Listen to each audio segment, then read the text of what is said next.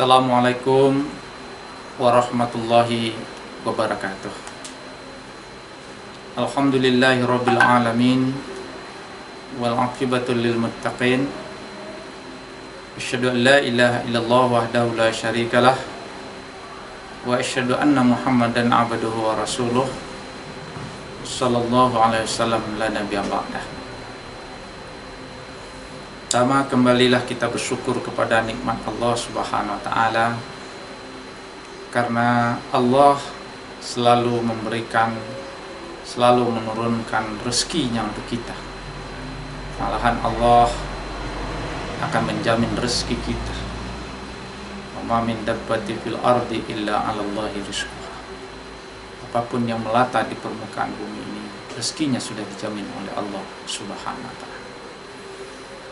Kemudian salam marilah kita doakan semoga Allah menyampaikan kepada junjungan besar kita Muhammad sallallahu alaihi wasallam.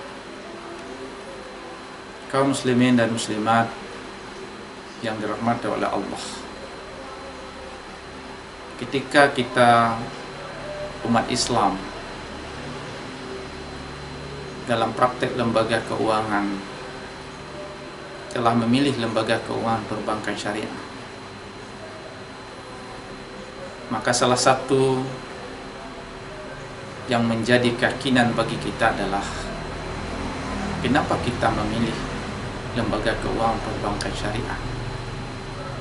Karena memang perbankan syariah itu mesti menjalankan prinsip-prinsip yang ada, yang dikembangkan,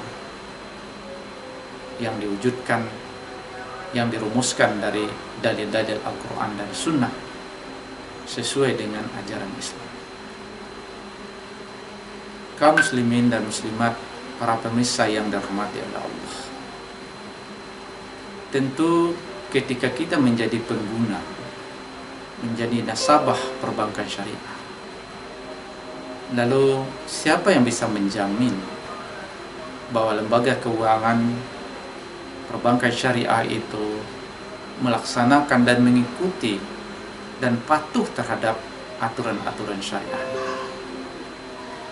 Maka salah satu bentuk yang harus dijaga, salah satu yang akan dikawal adalah perbankan syariah itu adalah syariah compliant, kepatuhan terhadap menjalankan lembaga keuangan itu dengan prinsip-prinsip syariah.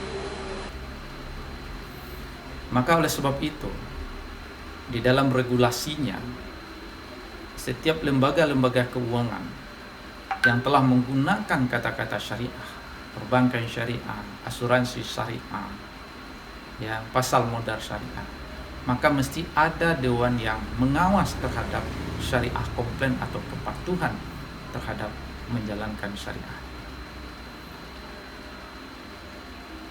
Secara keseluruhan dari sisi fatwanya, maka apapun produk-produk yang dikembangkan, apapun produk-produk yang mau dilahirkan, maka sesungguhnya akan dikeluarkan fatwa dari Dewan Syariah Nasional. Ketika fatwa-fatwa yang dikeluarkan itu, lalu siapa yang akan mengawal dalam bentuk praktek dan yang akan melakukan audit terhadap kepatuhan syariah? Maka disinilah peranan penting Dewan Pengawas Syariah itu. Jadi Dewan Pengawas Syariah pada satu sisi dia adalah mengawal terhadap syariah komplain. Pada satu sisi lain sesungguhnya dia adalah mewakili terhadap nasabah apakah memang lembaga keuangan itu adalah menjalankan syariah. Maka Dewan Syariah itu tanggung jawabnya hanya tidaklah sebenarnya dalam bentuk dunia ini, tetapi dia adalah sebagai pemegang amanah, wakil dari nasabah yang sudah punya kepercayaan bahwa bank syariah itu sudah menjalankan syariah. Maka ini yang sangat berat, amanah yang harus dipertanggungjawabkan kepada Allah Subhanahu wa taala.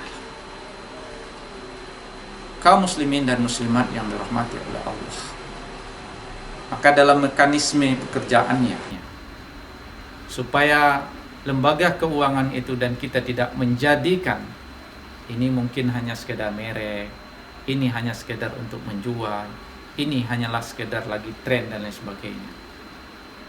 Maka untuk memastikan dan mengawal apakah berjalan syariah komplain itu, maka disitulah Dewan Pensyariah punya fungsinya. Kenapa? Karena Dewan Pengawas Syariah itu dia boleh meminta dan mengakses terhadap manajemen dan pengelolaan terkait dengan kesyariahan atau terkait dengan kepatuhan syariah.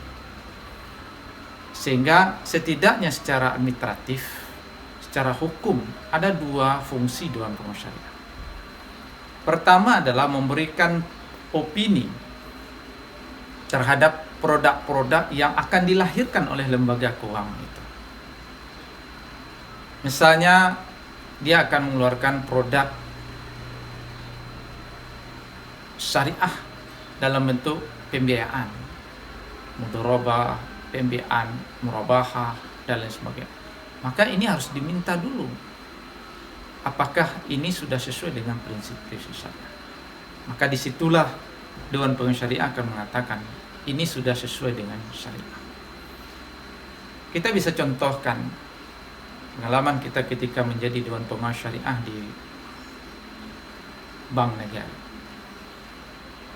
Ketika mau mengeluarkan produk, adanya hadiah untuk orang yang melakukan, memberikan bagi orang-orang yang penabung atau nasabah dalam bentuk umroh.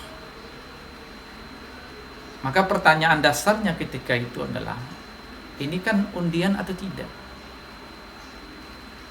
Apakah ini sudah sesuai dengan syariah? Jangan-jangan ini adalah bentuk undian yang termasuk kepada judi dan lain sebagainya. Maka inilah perlu opini yang harus dijelaskan oleh Dewan Pengawas Syariah. Maka pertanyaan kita, karena ini adalah bentuk undian, kalau dalam bentuk undian bisa merugikan terhadap berbagai pihak, merugikan kepada nasabah-nasabah lain, ada nasabah yang memperoleh, lalu ada yang rugi, maka berarti ini adalah termasuk kepada masyir atau judi. Karena prinsip judi itu sederhana, ada yang mendapat, lalu kita kumpul 10 orang, nanti dihimpun dana 100.000 masing-masing, lalu diputar undiannya, dapat satu orang yang mendapat, 9 orang rugi. Lalu ketika itu saya tanya, kira-kira dananya dari mana umroh ini? Maka dia sampaikan, dana untuk umroh itu adalah diperoleh dari keuntungan perbankan. Berarti bank memberikan hadiah, memberikan undian atau memberikan keuntungan kepada nasabah tanpa harus merugikan kepada nasabah lain, karena yang diambil adalah keuntungan. Nah, ini satu peranan dari Dewan Pengawas Syariah. Yang kedua yang sangat penting adalah mengawal bahwa semua transaksi yang dilakukan itu adalah sesuai dengan syariah.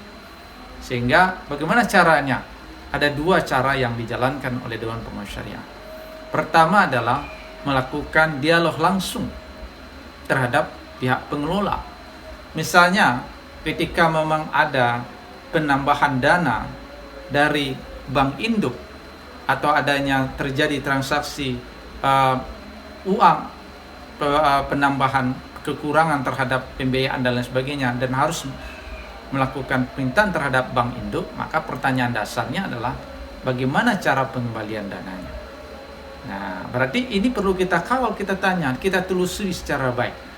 Oleh sebab itu Dewan Pengawas Syariah, di samping dia harus sangat paham terhadap kaedah-kaedah dalil-dalil Al-Quran dan Sunnah, dia juga harus paham tentang bagaimana mekanisme keuangan di lembaga keuangan tersebut. Sehingga kalau seandainya pengembalian dananya adalah dengan sistem ribawi, dengan sistem misalnya penempatan dana 100 juta, lalu harus kembalikan 100 sekian juta, maka berarti dia adalah akadnya ribawi. Nah, ini satu. Jadi Dewan Pengawas Syariah boleh untuk menanyakan, boleh minta penjelasan secara detail bagaimana mekanisme keuangannya. Maka kalau seandainya sesuai dengan syariah, maka akan dijadikan sebagai temuan-temuan syariah.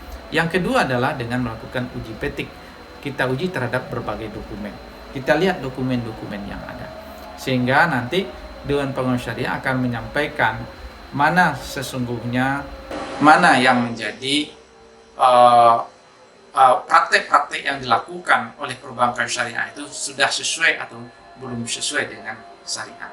Sehingga hasil dari temuan-temuan ini akan disampaikan ke pihak OJK, nanti ditindaklanjuti bagaimana sesungguhnya adanya kepatuhan ataupun syariah komplain, kepatuhan lembaga keuangan terhadap pelaksanaan prinsip-prinsip syariah.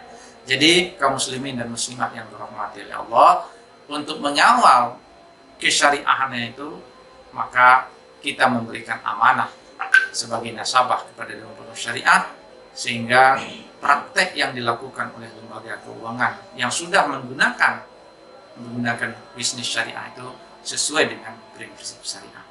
Banyak maaf, wallahu muwaffiq ila aqwamit thariq. Assalamualaikum warahmatullahi wabarakatuh.